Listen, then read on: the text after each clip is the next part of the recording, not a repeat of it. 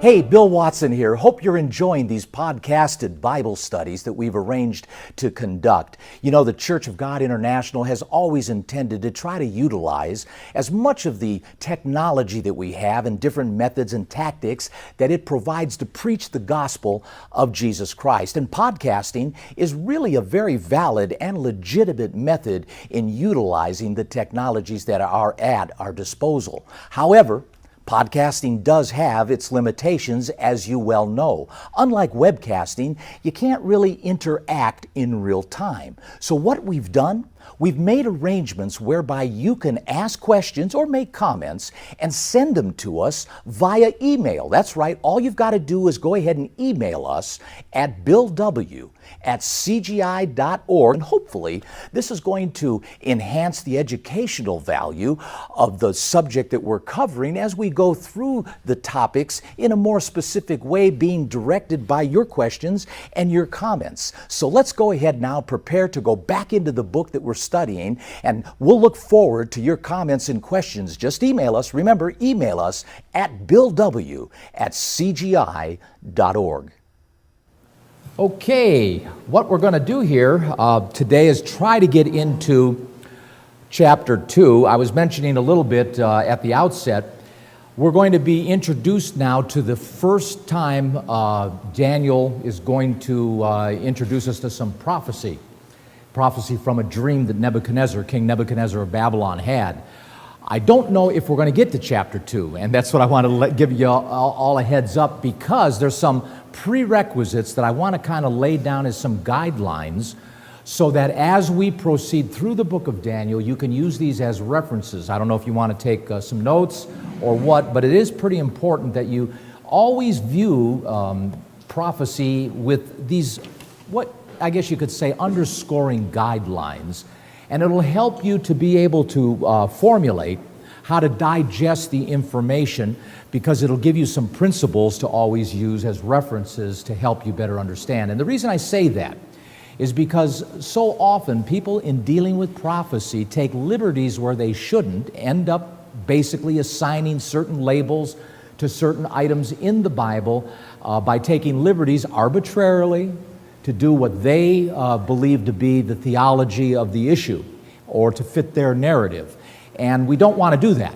That's not really the way to deal with prophecy. It's a very disingenuous way. It's wrong, and quite frankly, we have no business as human beings to take the liberty to assign certain meanings to certain things in prophetic writ arbitrarily.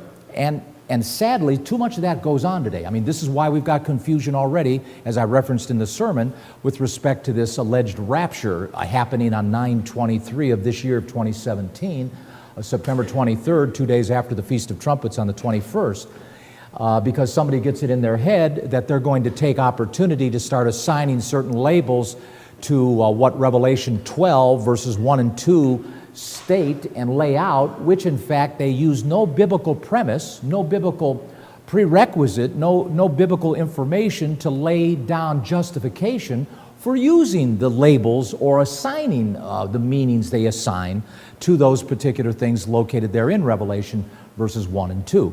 So it goes to illustrate, certainly it does take some prudence, and I think that's a good word, prudence in looking at prophecy, so that we don't over-exaggerate, so that we don't chase rabbits down wrong holes, come up with wrong ideas due to misinformed or misappropriated premises. So it's really important we take this slow, and I, in lieu of the fact of going through this, is exactly what I want to do. I want to go through the book of Daniel slowly. Because in the book of Daniel, we're not going to know everything. I'll tell you right on the bat right now, we're not going to know all of the things that are in the book of Daniel, because it is a big book, a broad book. It's a deep book.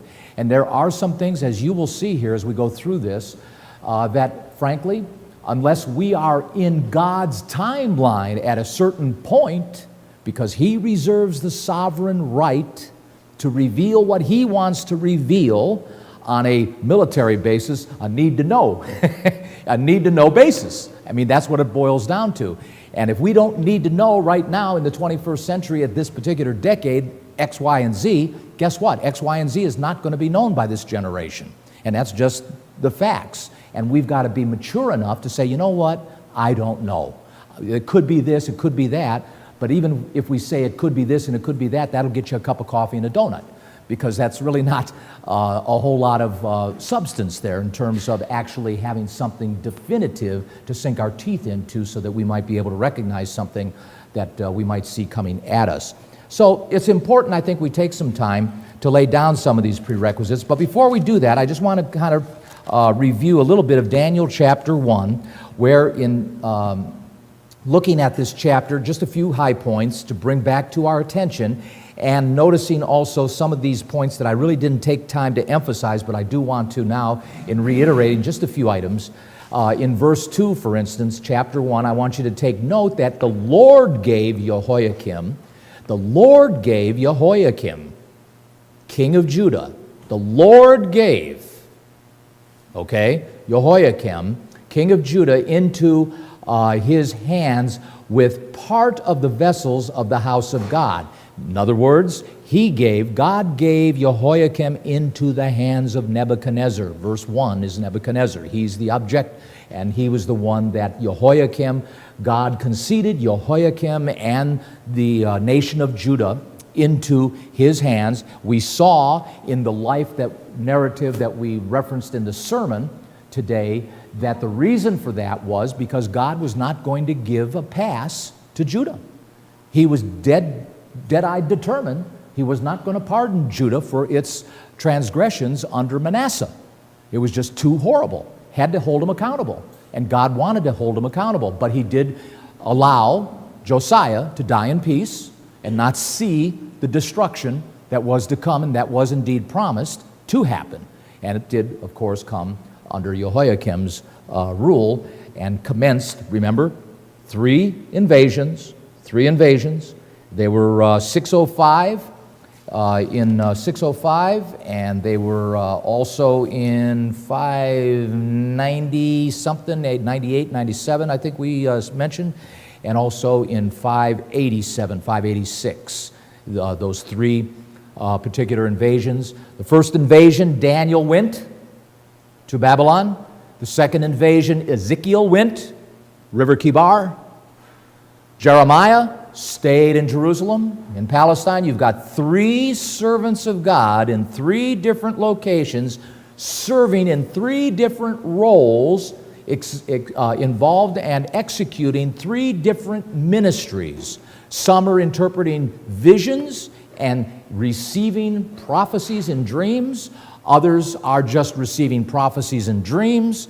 And Jeremiah also not only receiving certain prophecies and dreams, but in addition, actually talking to the current and present generation of Jews that were being attacked. So Jeremiah has an element of history associated with him too. Now we're going to be going back and forth here, as you're going to see as we thread through this book of Daniel, into certain areas of Chronicles, and we'll be going into Kings, and we'll be going into Jeremiah, even a little bit of Ezekiel later on, because all these guys were alive at the same time, and they all overlap in their writings. And again, it goes back, and I always, because I fell for this too, one man, God only works through one man at a time. No, he doesn't. No, he doesn't. God works through multiple men. At any time, he chooses to do so for whatever purposes he chooses to do so, and puts those guys in roles due to their gifts and their abilities and talents predicated on what he wants them for, to do to or to forewarn whomever he's looking for them to involve themselves with. So keep that in mind. Here in verse 10, I want you to notice that now God had brought, verse 9, Daniel into favor and tender love with the prince of the eunuchs. And the prince of the eunuchs said to Daniel, I fear my lord the king, who has appointed your meat and your drink, for why should he see your faces worse liking the children which are with your sort? Meaning there was more than just the four lads that Daniel was associated with. The other three, of course, that we know, Shadrach, Meshach, and Abednego. But he says here, then shall you make me endanger my own head. So this particular eunuch was a little bit concerned about his own neck, so to speak, and didn't want necessarily himself to be at risk, so he's trying to talk to Daniel about his own concerns. But I want to point out in verse 9, very important element here, and that is that God moved on the heart of this guy. Verse 9, now God brought Daniel into favor of tender love, meaning compassion or pity or mercy. So it was this guy being actually moved by God as he looked at Daniel and Shadrach and Meshach and Abednego to say, you know, these guys, I feel sorry for them. You know, I really feel, my heart goes out to you guys. And of course, God was involved in this event here that we certainly can see by virtue of the words that are written and is brought to our attention with that very fact.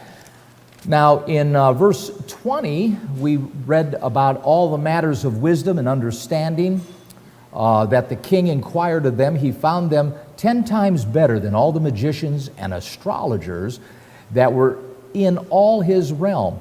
And I want you to point out here, verse 21, Daniel continued even unto the first year of the king of Cyrus. So here we have now the timeline.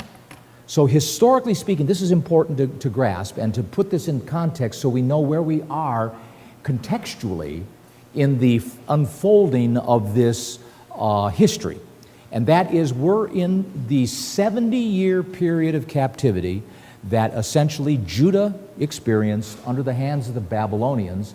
And we're going all the way up to the end of Daniel's life, because most scholars, most commentaries will tell you he died right when Cyrus came into rule at around 537, 538 BC.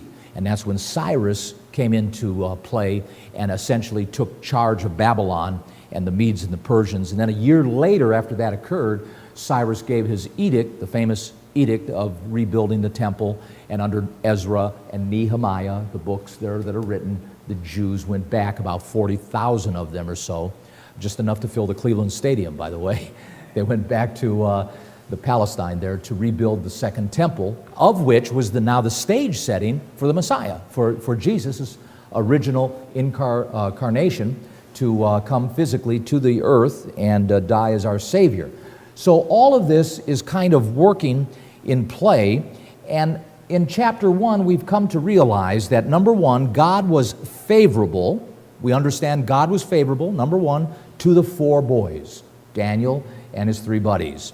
Secondly, that they enjoyed favor with their captors, and it was due to God's actual intervention. He moved on the hearts of these guys. Supernaturally, he was involved, intervening via an angel, whatever, we don't know, certainly it leaves, questions in our mind as to how it actually occurs that happens, but we know he moved on Pharaoh's heart, did he not? He moved on Pharaoh's heart, he hardened it, and then Pharaoh would change his mind, and then he'd, soften it, and Pharaoh would say go, and then he hardened it again, So we understand that God intervenes, and I think that's important from the standpoint of recognizing that God is very interactive with mankind, because I've often said this, it's a little play on words, but it's true.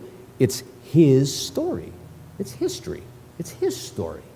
And so therefore it's His prerogative. He has the sovereign right to choose when He's going to involve Himself, in what way, to make an adjustment on the course, if necessary. Whether it's to throttle something back, whether it's to push something forward, whether it's to block something and deflect, He Himself, and you can see this throughout the course of the Bible, historically speaking, and we're going to see some of these things as we go along in detail, these little nuances, to illustrate to all of us just how dynamic, how powerful this word is, and how validating, how true it is in terms of the actual events that occurred, and of which you can historically prove actually indeed happened back then. Now, the third item is that these were young men of faith, and they were young men of faith and were recognized by virtue of the fact of keeping God first in their lives. Daniel chapter 1, the whole issue was around not wanting to eat something that was either unclean or common. So consequently, it was either actually unclean or it was used in some kind of offering procedure or ritual to some pagan god that made it ceremonially unclean. Most likely the wine being used in the ceremonies of the pagan worshiping of Diana and the moon gods Nebo and all of those probably was in their minds tainted, and so they even refused the wine, because we know wine's not unclean. You can drink wine. I mean, even if it's bad wine, you can drink it if you want. It's only grapes. But the bottom line was they didn't want to drink it. And why didn't they want to drink it? Well, it was probably ceremonially unclean in that regard. So they were men of faith, and they were men of faith and recognized for it because God saw that they put Him first in their lives. Now, before we get into 2, I want to take some moments here to go through these prerequisites that I want to share with all of you, because I think it's important that we lay down some guidelines to be able to digest these prophecies as we get to them, because we're going to hit a prophecy in chapter 2, we're going to hit another prophecy in chapter 7, we're going to hit another one in chapter 8, we're going to hit another one in chapter 9, I think, and 11 for sure. So we're going to be hitting some major prophecies as we go deeper and deeper into this book. So these are prerequisites that you want to use this as a paradigm for your own ability to digest the information from, and so you can vet it a bit clearer and a bit better for yourself. So understand point number 1, prophecy is indeed history in advance. It is indeed history in advance. It's a predetermined timeline of events that God, here's the key, that God has defined. Now this is why I often say God has written a script. And He said, "Thus saith the Lord, this is going to happen." And whatever that might be, it's written in here that it's going to happen. And that's why I've often said that in essence, because God put it in writing and He doesn't lie, He's painted Himself kind of into a corner so that He's got no alternative. That if indeed it's a conditional prophecy, if conditions change, He's got a way out because it's conditional. But if it's unconditional, if it's no way, Jose, no matter what you do, this is what's going to happen, well then guess what? He's in a corner. He's got no way out except, boom, do it. He's got to come forward and get it done. So prophecy, remember, is indeed history in advance. Now there are conditional prophecies, of course, and there are certain ones that there may be a way out based on certain reactions and or responses of those that those prophecies are relating to. But with again, the principle stands. There is a prerequisite that God has laid down that if these conditions are not met, then X is going to happen. Y is going to happen, C is going to happen. And so it's important we understand that. And that in the specific case, it is basically in this particular case, the course of Babylon's history and exactly where these prophecies are going to go and take Babylon. Remember, what we are doing here is we're commencing and actually entering into a time for the first time in the history of the world that no nation of Israel exists. There is no defined nation of Israel. There are a lot of people, still Jews and so on, and most commentators will tell you that not everybody did get taken off to Babylon. There were still some Jews scattered over the hills of Judea and so on. Still had some, and archaeological findings in the cylinders of Babylon and so on prove the fact that some of these little towns and villages and so forth that were made up of Jews were not really disturbed by the Babylonians because they didn't really present any military threat.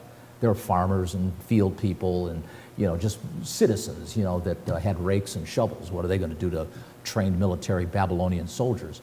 So a lot of them were left undone, and to prove that, a lot of the archaeological finds in the Babylonian cylinders, which is what they call these archaeological finds, proved this fact because they're recorded that there was still trading going on and still bartering going on and so on, the record and the history back at this time in this particular part of it. But the bottom line is that this marks the beginning of the end of days, and the scenario that now is going to unfold, that God is going to lay out, can then be tracked and traced, validated and affirmed, so that you know that what is written in here was written before it happened, so that when it happens, you know God was involved. And you can validate it by actual history. And so we're going to go through, being now in the 21st century on the AD side of the aisle. We've got that proverbial Monday night quarterbacking advantage where we can look back in the tunnel of history as opposed to being here alive in 550, 598, 605 BC, where we're actually in the fight, we're in the forest, we can't see the trees because it's, we have no context of yet what this future is, because all we're going to see here, as you'll see in chapter 2, is a dream of an image that's going to come into play here with this the dream that Nebuchadnezzar had.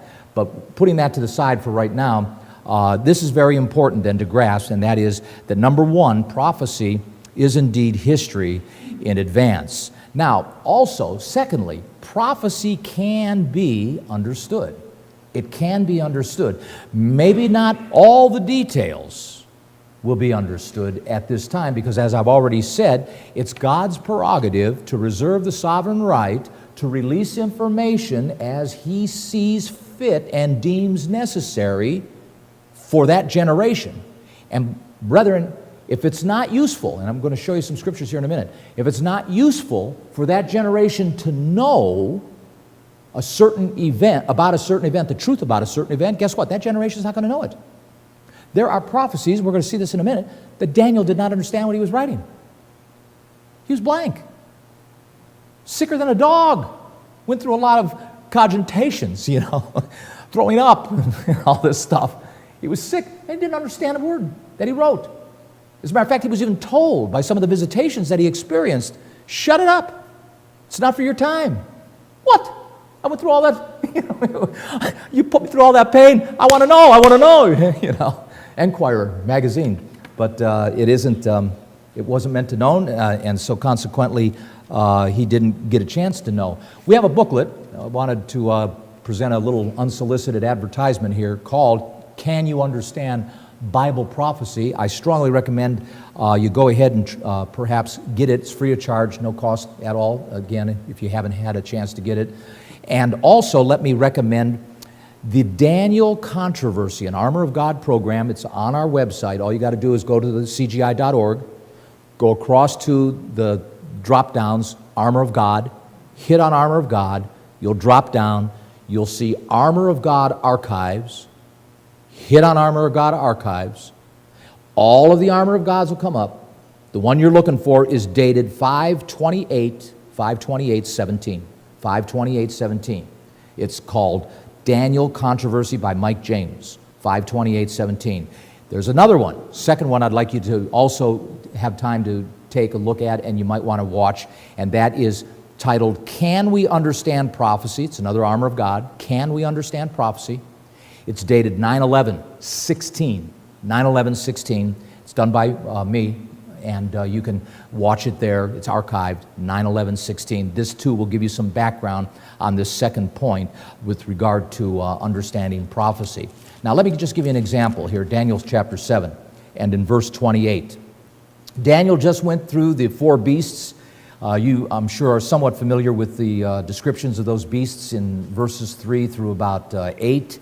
And then, of course, the interpretation of the fourth beast in more detail, commencing in 17 through the end of the chapter. In verse 28, it ends with, hitherto is the end of the matter. As for me, Daniel, my cogitations much troubled me, and my countenance changed in me. He got sick. But I kept the matter in my heart. No indication here he understood anything of what he was talking about, other than the fact that he got sick, and he remembered what he saw, because this was a vision to him. This was not a dream from someone else. You'll read in verse 1 there of this chapter 7, it was a dream, it was his vision. God gave him this vision. So he saw these things, but he kept the matter to himself in all due respect, and most likely because he didn't understand it. Look at it in chapter 8, verse 27.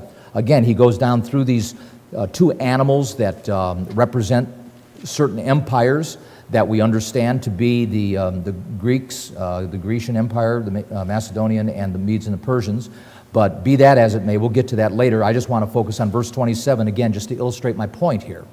And that is in verse 27, he says, "And I, Daniel, fainted and was sick certain days. Afterward I rose up and did the king's business." He went about his own, his normal course of business. "And I was astonished at the vision, but none understood it." He didn't understand it. He was just a conduit to write it down, record it. It's not for you to understand. Don't worry about it. Get about your business. It's need-to-know basis. God is very structured. He's very methodic. All these guys like Harold Camping who claims, Christ is going to return in April of whatever year that was, 2013, and then he missed the date, so he's moved it to October. People were spending $250,000 to buy these advertisements along the road and, claiming that the rapture was going to occur at this time. And lo and behold, even in spite of the scriptures saying that nobody knows the day or the hour, people were believing, and you think to yourself, how can they do that in light of the scripture? Well, guess what? Some people have pretty convincing ways of talking their way into your mind and into your head and get you to believe certain things that are not in your Bible. And we've got perfect proof of that all over the place. We could cite people, Christians, who believe Christmas is Jesus' birthday and Easter is Resurrection Day and all the things that those two simple things that go along with so many other things, the immortality of the soul and the Trinity, and on it goes. So the bottom line is, don't ever sell yourself short and think that you're above being deceived. You're not. Things are going to get so bad, remember Matthew 24? Things are going to get so bad that even the very elect could be deceived. You remember those scriptures. So that's why today in the sermon, it merits our attention to stay focused, to stay vigilant, watch, be on your game, be on your toes. Somebody starts saying this, that, and the other thing, and there are things that are encroaching in our Sabbath-keeping culture too. There's a movement going on right now that they claim that the United States of America is the beast. So if I came up to you and said, can you disprove it? We need to be vigilant. We need to give a reason why we have the hope within us. Why do you believe that the beast is not the United States of America? Because many people say, well, look how great the beast is going to be. Look at how it's going to be such a benefactor to the world. Well, who's the benefactor of the world? Who's so great right now? And you take it into the context of that and put it in that framing and then take it from that point of view. And guess what? You've got a lot of evangelicals and now even a few scattered Sabbatarians beginning to pick up on this. There's even a little bit of a movement claiming that the United States is the place of safety based on Jeremiah chapter 30 and Jacob's troubles, where it describes that I will save you out of this, meaning the destruction and so forth that is intended to come on Jacob, if you understand who Jacob is, and the fact that because God's going to save him out of it, that America is the place of safety, because there are some who believe that America is the land of Jacob, which it is. But when you look at Jeremiah 30 and you put it in context, what it's talking about is when David is resurrected, I will bring you out of it. Oh, when is David resurrected? At the beginning of the millennium. At the beginning of the millennium. So you gotta think of these continuums. You got to keep all these little dots on the board so that you don't get tripped up. And as you put these dots on the board, you draw lines to them. And if you can't draw a line to them, be patient. Let the dot stay there, because you got the dot at least identified. And if you can't draw a line to it, don't worry about it. We'll get to it, perhaps, if our generation is intended to get to it. Daniel wasn't even allowed really to get to some of the meanings, as we see here in just these few scriptures that we're referencing. Look at chapter 12, Daniel chapter 12. Here's another example. Again, talking about prophecy can be understood, but again, it's God's prerogative to provide that understanding when He chooses.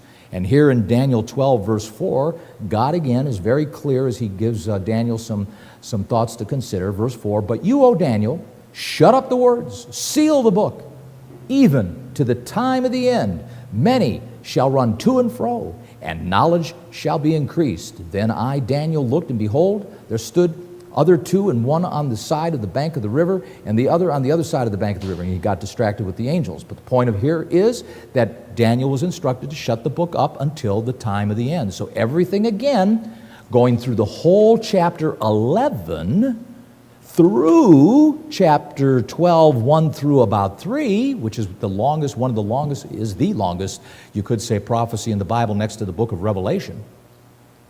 Daniel was told, sorry, can't understand it, Nathaniel. It's not the time. Just write it down. Just write it down.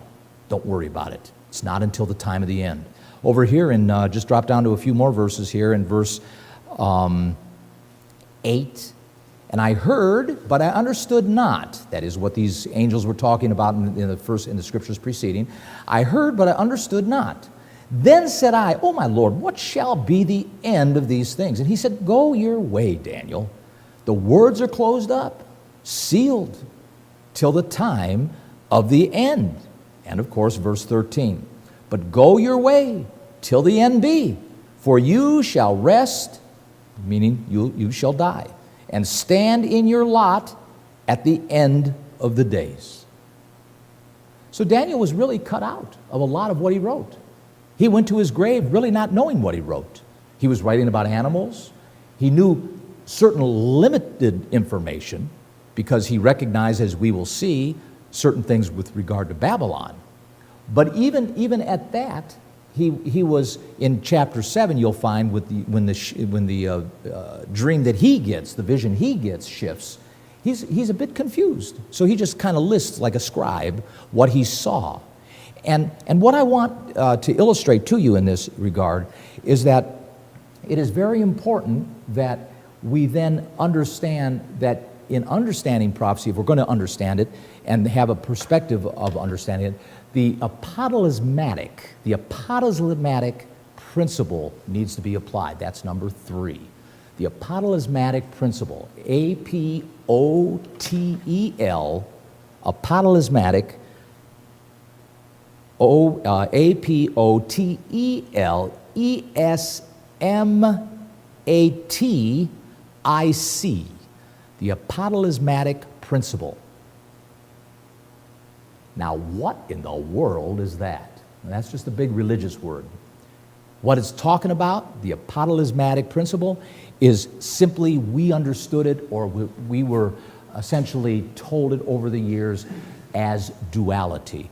But it's more than just duality. It's more than just duality.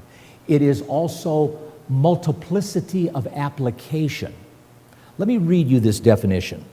And that's why I'd like you to see that Armor of God program, Can We Understand Prophecy? It goes into detail about this particular principle, which is so very important to understand when you're understanding prophecy. For instance, here, this is the meaning of the apodolismatic principle.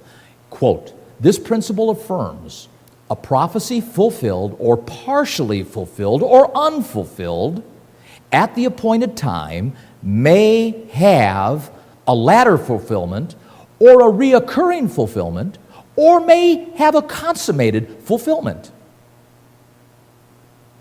You can get that same definition when you watch the program, so you don't need to write that down now if you don't want to. But point being is it's considering duality, multiplicity of application. It also goes to context. It goes to the fact of reading from the present context and considering. This is something people don't do. I'm going to show you some scriptures here in a minute. We're going to just take a little exercise here to show you what I'm talking about. But understanding the timeline of when these prophets lived, is real critical in understanding who and what they're talking to at the time they're talking. And of which, when you look at it from their point of view in their time, that's why it's important for you to find out when they lived and when they died, then you can know that if indeed what's happening around them, because let's face it, Jeremiah was living in a time of what? War. They were being invaded by Babylon. Ezekiel was living in a time of war. They were being invaded by Babylon. Jeremiah, Daniel, Ezekiel, all of them were living in a time of war while Babylon was attacking them. So when you start reading their narratives, you have to begin to understand, does it make sense that with what they're experiencing and what he's writing would apply to their time? That's a key. That's applying a apocalyptic principle. Putting yourself there and then asking yourself, does that make sense that they would be experiencing this then, or is it to be extrapolated out for another time? And like in a dream fashion, the prophet is addressing, maybe sometimes in and out of the present into the future, which makes it even more difficult. And that's how you got to follow this apocalyptic principle through this narration sometimes. But the point of it is that there are indeed times and opportunities to apply this. Case in point, and I won't turn there, I'm going to turn to something else, but I will reference this with regard to Matthew 24, Mark 13, and Luke 21. Matthew 24, Mark 13, and Luke 21. Jesus said that the time is coming when one stone will not rest on another, pointing to the temple when he was on the Mount of Olives there in those 3 chapters. And that's where he was. He was talking to his disciples. And they said, tell us when, tell us when. And he said, well, this is when it's going to happen. And guess what? Well, some 35 years after Christ ascended, 40 years after Christ ascended back to the Father, that temple was razed. It was flattened by Titus when he rolled into Jerusalem. All intents and purposes, you would think, that prophecy's fulfilled. It's done. It's over. But when you get down into the nuances of Matthew 24, Mark 13, and Luke 21, you see that there are discussions of items that are not and were not fulfilled. They were not fulfilled. Christ did not return. He did not collect his Christians from all the 4 corners of the earth and all that, and land. He did not set up world-ruling government. All the things that were basically said that many people reference were fulfilled, and then they try to explain to you that the whole chapter 24, the whole chapter Mark 13, the whole chapter Luke 21 is fulfilled. When you get them into the details, it devolves into nonsense. It devolves into nonsense. Now, there are people, Christians, that are called preterists. You've heard me talk about them before. They're called preterists. Preterists are people who believe that there is no prophetic value anymore to this book. Some will go as far as saying the only prophetic value of this book is Revelation 21 and 22. Even the whole book of Revelation is fulfilled. Every bit of it, except for Revelation 21 and 22. And these are Christians. These are Christians, liberal Christians, but nevertheless. And they will tell you that the only value is historical. This is all historical, and we're supposed to learn from history so that we don't repeat the history. And therefore, that's where the value is of your Bible.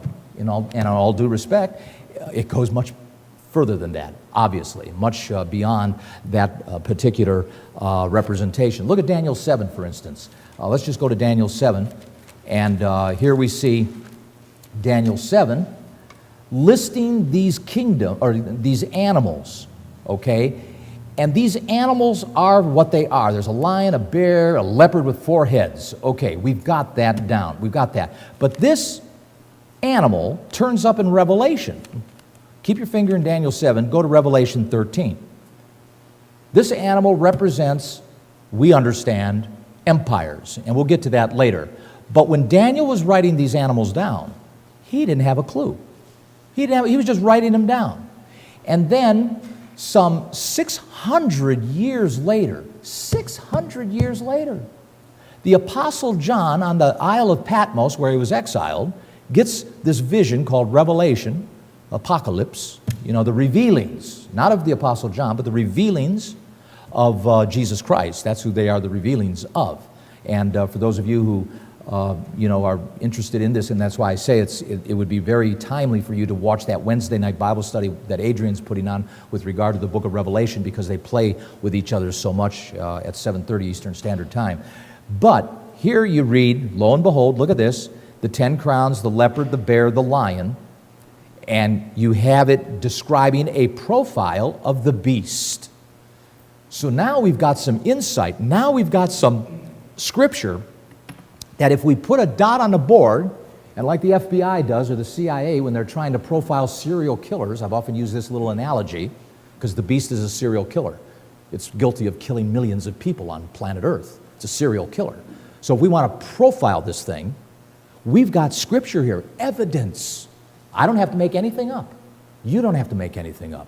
We can literally feel good about recognizing some underscoring evidence that affords us to connect some dots, to actually draw lines. We can actually draw some lines. And that's the key. See, the more lines we can draw, the more focused the picture becomes. The unfortunate part is we don't have a whole lot of lines drawn yet, but we're making our way. We're better off in the 21st century than we were in the 19th, 18th, and 16th century. But my point is here, these are scriptures, and this is apostolematic principles that we're utilizing. We're extrapolating here and applying to a future situation. And then again, one more time, because guess what? When John received Revelation 13, you know it as well as I do, that was 2,000 years ago. We're still in the game. We're still rolling along the track. So now we got to extrapolate this out to our time. And how far beyond? I don't know. I don't know. But I do know this.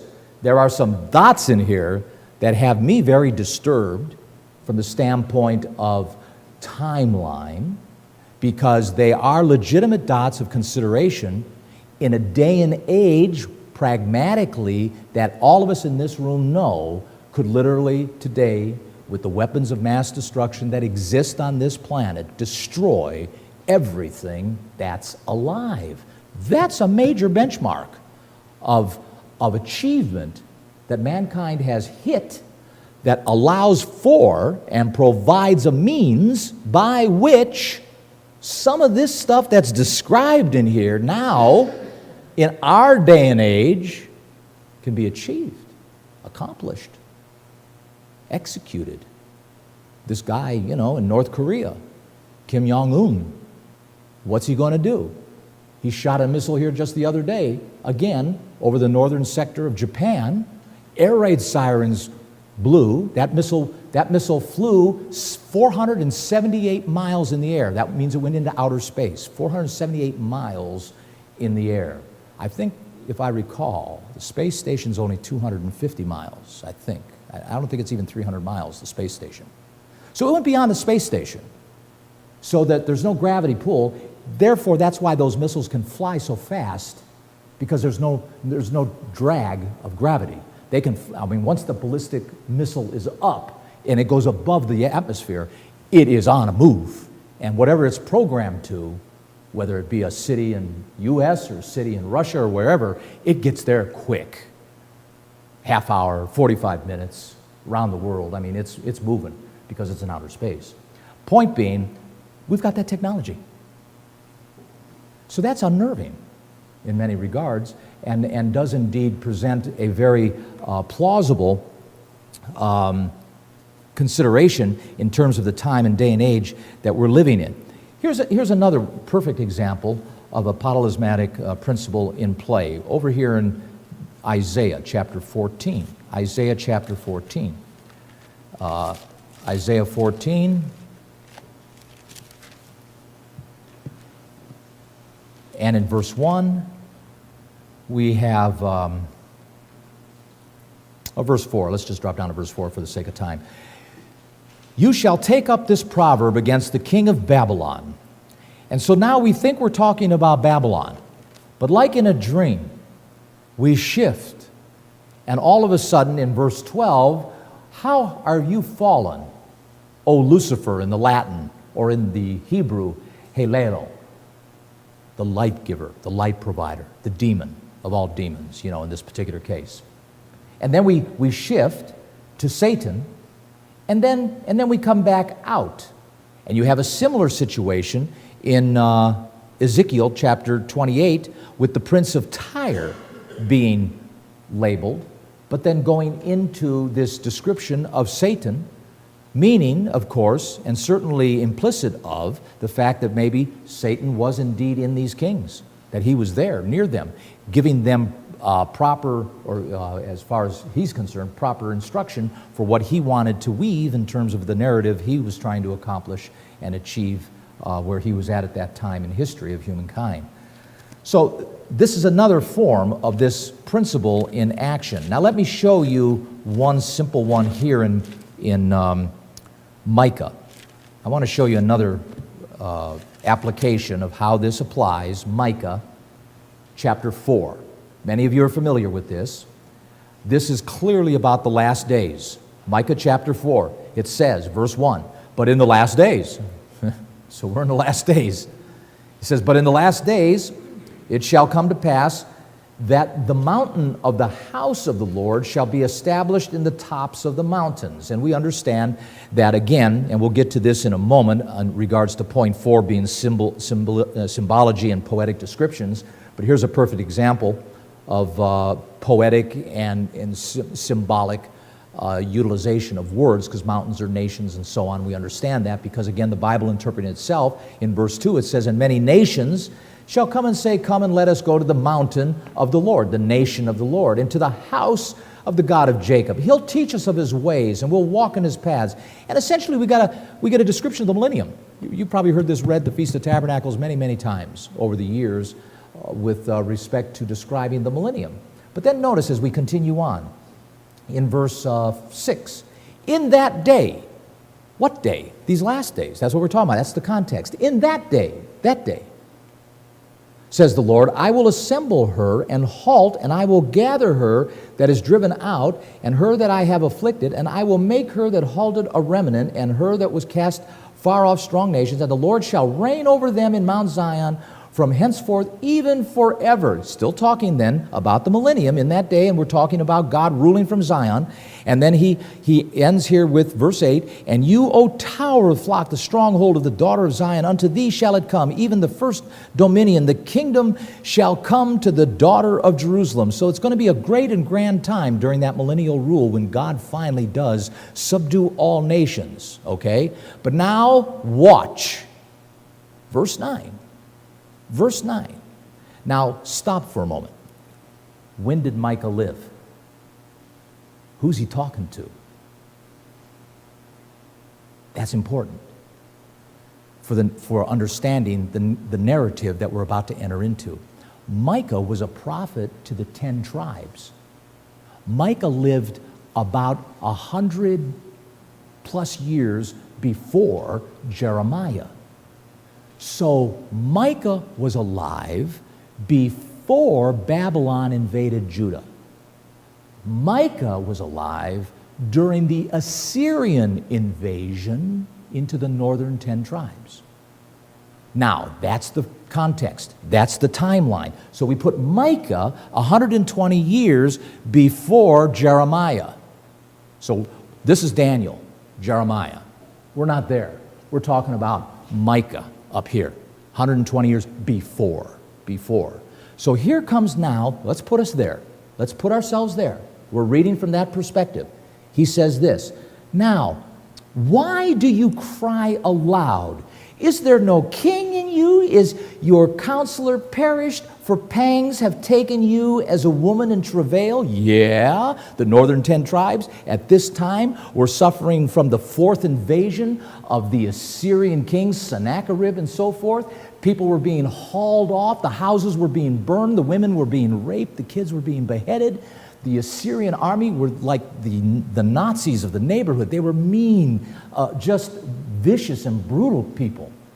And they ran roughshod through the northern 10 tribes of Israel, killing literally millions of people, hauling them off into Assyria, up to Nineveh, and so on. And Micah is saying, are you, to Israel, are you afraid because now you have no king? They've lost all their leadership. They're under siege. And Micah's got kind of an attitude, because he's speaking on behalf of God on correction. And so he's saying here, Be in pain and labor to bring forth, O daughter of Zion, like a woman in travail, like going through a birthing process. That's how painful this is. For now shall you go forth out of the city. You shall dwell in the field. You shall go even, look at this, you shall go even to Babylon? Is he seeing beyond the invasion of the Assyrians to ultimately Israel being totally taken out and taken to Babylon? Yeah, this is a prophecy. He didn't even, this is 120 years before Babylon was even a twinkle in the eye of the Assyrians, because Babylon was nothing more than a regional power at the time within the Assyrian Empire. And at this time, the Assyrians were king of the mountain. There was nobody messing with the Assyrians. They were tough dudes. They were an army well equipped, and they had plenty of sharp swords to take care of business when they wanted to take care of it. And so here you've got this prophet saying this, and he says, there shall be delivered there, the Lord shall redeem you from the hand of your enemies. There shall you be delivered, Babylon. There the Lord shall redeem you from the hand of your enemies. What happened to the Israelites when Cyrus the Mede came? Did they get delivered from Babylon? Yeah, they got delivered from Babylon. Absolutely. What you're reading here is the ultimate play out. In other words, what Micah is saying is you've got no king. You're going to be taken down, even ultimately to Babylon, but you'll be redeemed and brought out. And guess what? We're going to see that after 70 years of being captive. But this is a prophecy that was spoken 130 years or so before it all happened. And he's bringing it to the ultimate end here by stating, redeem you from the hand of your enemies. Verse 11, now also many nations are gathered against you. Yeah, they are, because with the Assyrians, they had alliances. They had the Moabites, they had the Amorites, they had a lot of people. They had a lot of people. And they were the kings, and they ruled. And so now, Micah says, also many nations are gathered against you, Israel, that say, let her be defiled, and let our eye look upon Zion. But they know not the thoughts of the Lord, neither understand they his counsel. Watch this, brethren. For he shall gather them as the sheaves into the floor. Arise and thresh, trample, that means, O daughter of Zion, for I will make your horn iron. I will make your hooves brass. You shall beat in pieces many people. I will consecrate their gain unto the Lord, and their substance unto the Lord of the whole earth. What? We're being taken over, and you're telling me that the time is coming when we're going to have a horn of iron, and we're going to thresh our enemies, and we're going to have our way with people? And we're being taken captive. Our houses are being burned here. My wife has just been killed. My kids are gone. I don't even know where they are. My chariot is burning there. Look at that. There it was. I had 2 chariots in that garage. I got nothing now. What are you talking about, Micah? What are you smoking? We're under siege. You see how this doesn't apply? It doesn't make sense for Micah to even be saying this. If Micah is saying what he's saying, that's a cruel joke. It's really a cruel joke to say that, again, that we're going to have a horn of iron and make the hooves brass, and you shall beat in pieces many people, and I'm going to consecrate you.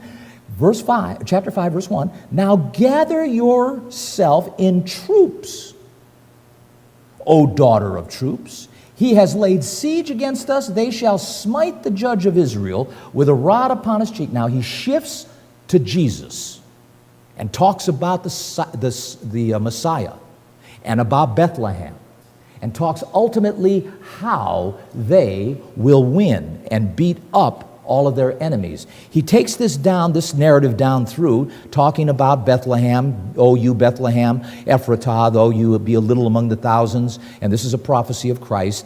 Therefore will he give them up until the time that she which travails has brought forth. Then the remnant of his brethren shall return unto the children of Israel. He shall stand and feed in the strength of the Lord. Talking about Christ, this man shall be the peace when the Assyrian representing the enemy, shall come into our land, and when he shall tread in our palaces, then shall we raise against him 7 shepherds of a number of perfection, and 8 principal men, and they shall waste the land of Assyria. The time's coming.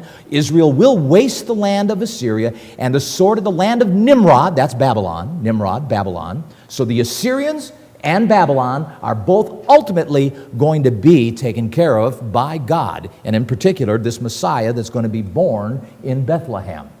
And he says, thus shall he deliver us from the Assyrian when he comes into our land and when he treads within our borders. In other words, the time is coming, we Israelites will not have to worry about our enemies beating us up, because our Messiah is going to take care of us, and he is going to do what needs to be done to our enemies and protect us. But look at this. You talk about a apostolic principle application. Verse 7. How does this apply? And the remnant of Jacob shall be in the midst of many people, as the dew from the Lord, as showers upon the grass, that tarries not for man, nor waits for the sons of men. And the remnant of Jacob shall be among the Gentiles, in the midst of many people, as a lion among the beasts of the forest. Very poetic, very metaphoric. As a young lion among the flocks of sheep. So this remnant of Jacob can both be tough, like a lion in the woods, or it can be gentle and play with the sheep.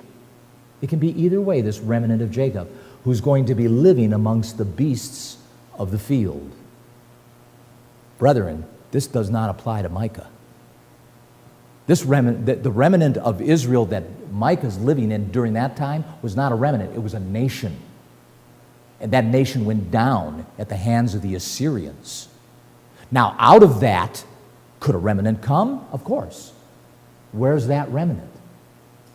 See. Now, if you take the fact that that remnant over a period of time, as you understand, a dot on the board, that a great company of nations and a great nation does indeed represent a remnant of the cultures of Israel down in the future, you can see how the United States of America, amongst the beasts of the field, the Gentile nations of the world, is living as was Great Britain and the Commonwealth nations, and they are in and amongst the beasts of the field, and both can act tough. World War I, World War II are both notches on the belts of those cultures, as well as who are the first ones when disasters hit, and can play with the sheep and be gentle and merciful and take care of whatever needs to be taken care of charitably. I don't see it happening from Saudi Arabia. I don't see Russia oftentimes running to the aid of other nations. I'm not sure I understand any bodies of other nations being buried in other nations for defending those countries, as opposed to Americans who are buried in France and buried in Germany and so on and so forth.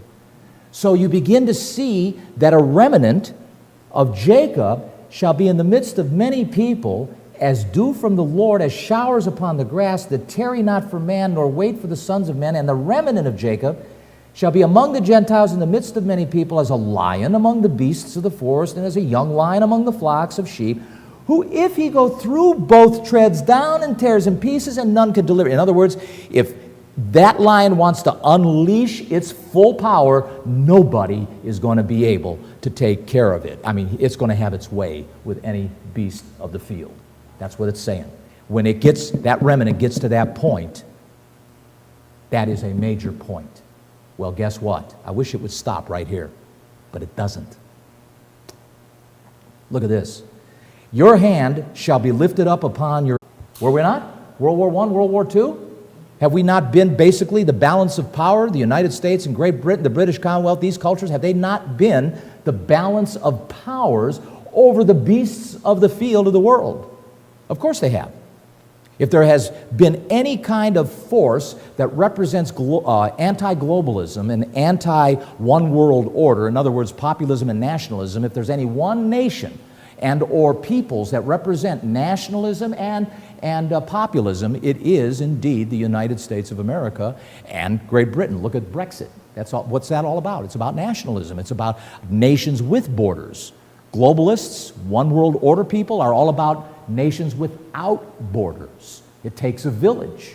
And frankly, that's what you've got going right now. You've got globalists against nationalists. And yet your Bible talks about the ultimate globalist one world government winning.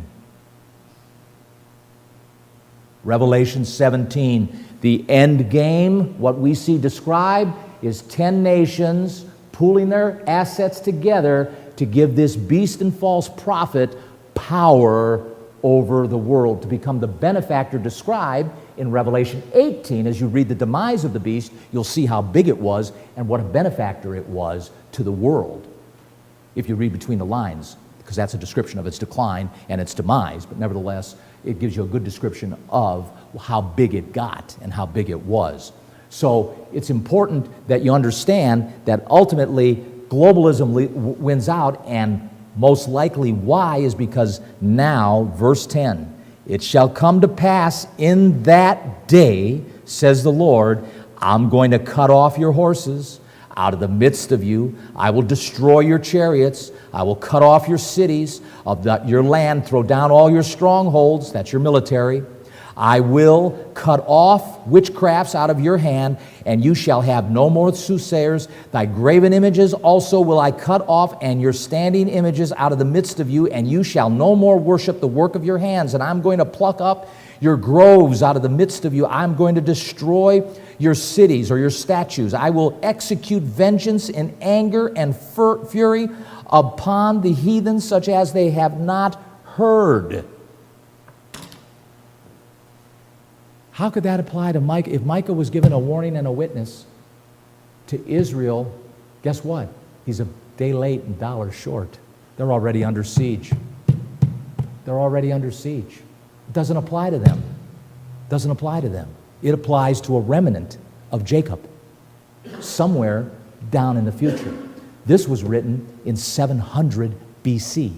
That was written some 2,700 years ago. Talking about a remnant of Israel that from this captivity that occurred in Micah's day and age, because all those people were captured and taken to Nineveh and other parts of Assyria. And then later on migrating westward through the Caucasus Mountains, the Black Sea, and so forth, under different names. But be that as it may, the bottom line is, at some point that remnant seed would coalesce into a Jacob culture, of which would connect with this Judeo-Christian message and consequently go forward into fulfilling this apocalyptic principle of futuristic descriptions of a remnant still in the future. And so you've got to see, other people would look at this dot and could not draw a line to it. Brethren, you can draw a line if you understand the identities of Jacob in our 21st century. You can draw that line and make this make sense.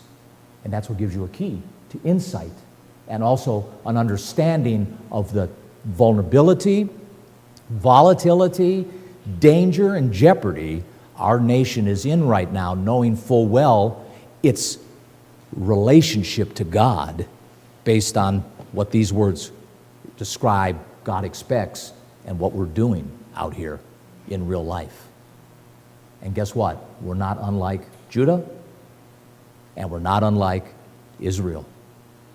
That's the example. That's the tie-in. And therein lies the understanding of the apocalyptic principle in action. Point 4, I already touched on it, symbolism and poetic description. We've read some of that on how beasts can be nations, waters can be people, horns can equal leaders, women can be the church or Israel. We see all of that. Point number 5, we need to understand there is a timeline and a sequence. There are patterns. There are patterns which God has laid down, of which He follows and occasionally repeats.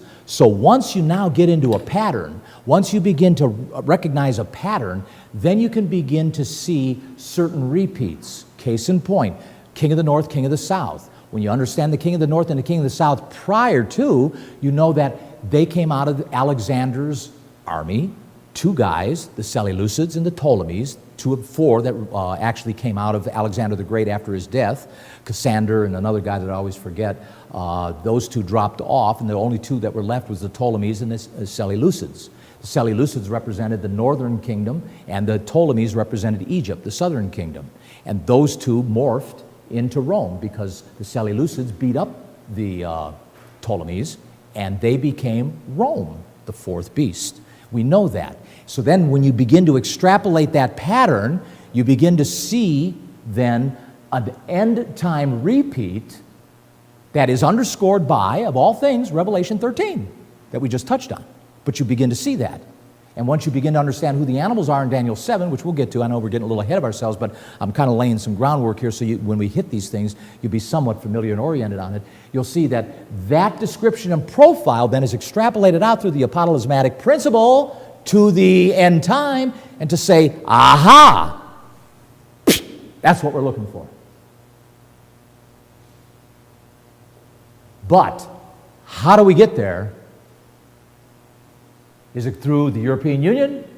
Is it through the compromising of the United States into a mishmash of just fighting and becoming part of a world order? Well, we're going to see some of this. And we just went through Micah 4, which doesn't seem to indicate. What seems to indicate is there is some very hard ships coming down on the United States, because God is going to hold, as he held Judah. God said, I'm not going to pardon Judah. Josiah, you're a good guy. I like you. So I'll guess what? I'll throttle back this spanking. I'll throttle back my spanking. But I'm not letting them get away with it. I'm going to spank them. I'm going to spank them. And so you have Jeremiah chapter 30 when you read the situation with Jacob's trouble. But that's another story. Number 6, the last one, and certainly very important item, and that is that prophecy, point 6, prophecy does indeed prove the Bible. So prophecy can be characterized in many fashions. It's very important we do not personally interpret the prophecies. It's very important we take our time and that we go through this particular exercise with caution and prudence, and guard against taking too much liberty in attempting to label things to fit our narrative. It's much fairer and more genuine and a lot safer, especially in light of this. And this is where I'm coming from. If you go back to Revelation chapter 22, it says this very clearly, that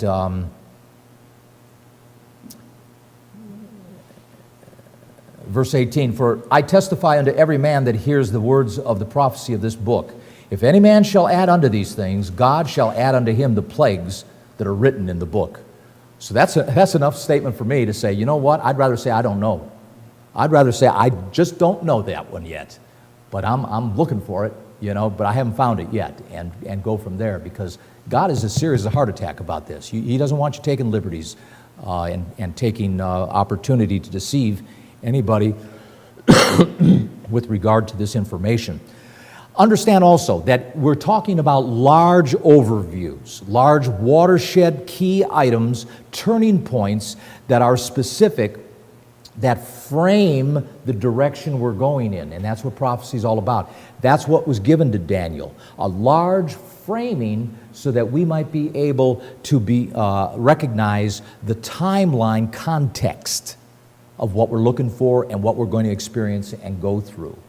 So keep these things in perspective. Understand that the perspective that all of this is for is to drive us to commit our lives to Christ. Because I hope as we begin to plod through this, you'll see how these events actually have been fulfilled. And when you realize that they were written in some cases hundreds of years before they happened, you can't help but, I mean, to be amazed. You read, Nostradamus and all these guys, these seers and what have you, and people get all Twitter-pated and really all, excited and everything about this, that, and the other thing. Oh, it was Kennedy's assassination was prophesied in this word and that word, and what was the other one, the Da Vinci Code? Remember that book and all that? And people get all kind of starry-eyed about trying to figure out this conspiracy idea or this narrative here. But I'll tell you, the Bible, man, when you get into it and really read the nuances and understand through your studies the timelines, when did this guy live? And if he's living, why is he talking like this? Because that certainly doesn't fit the circumstances he's experiencing. Because if he was living at this time, which the commentaries tell me that he did, well then, why is he talking about this? How can he even say that, things are going to be nice and good and fine, when in fact, man, his house is burning, he's under siege, the Assyrians are running up and down the street with swords and spears. I mean, how can he be talking about good times when it's not good times? Well, because he's not talking about that time. He's talking about another time. So it's important we stay alert to that and certainly keep that in mind, and that, as I say, all these prophecies should drive us toward a deeper relationship. And that's why I was getting to the point, a deeper relationship with Jesus Christ. So I think what I'm going to do is I'm going to wait to launch into chapter 2. I wanted to lay this down, though, because I wanted to take some time to just present some premises and some foundation on how to view these things. Let me just rehash real quickly. Prophecy is history in advance. That's number one. Number two, prophecy can be understood. It can be understood. Number three, apostolismatic principle. Keep that in mind. The apostolismatic principle. Very important principle to keep in mind. Number four, symbolism and poetic descriptions. Understand, they're used like salt and pepper throughout the Bible. Symbolism and poetic descriptions. And therein lies a big, quite frankly, pitfall many people take advantage of to draw certain labels and identities to any kind of symbol they choose to fit their theology. And that's dangerous. That's dangerous. You've got to have Scripture underscoring these symbols and underscoring these poetic descriptions. And we do, enough to say confidently, for instance, beasts can be nations, waters can be people, horns can be leaders, woman can be the church or the nation Israel. All of these are certainly supported and substantiated by Scripture, you can prove. So number four, symbolism and poetic descriptions. Number five, we need to understand there is a timeline, there is sequence, and there is patterns. And of course, number six, the last one, prophecy is proof of the Bible. Don't forget the booklet. We will pick up on number 2 after the feast. Look on the website for the date, and we'll pick up sometime when we get back from the feast. Have a good feast, everybody, and we'll see you back here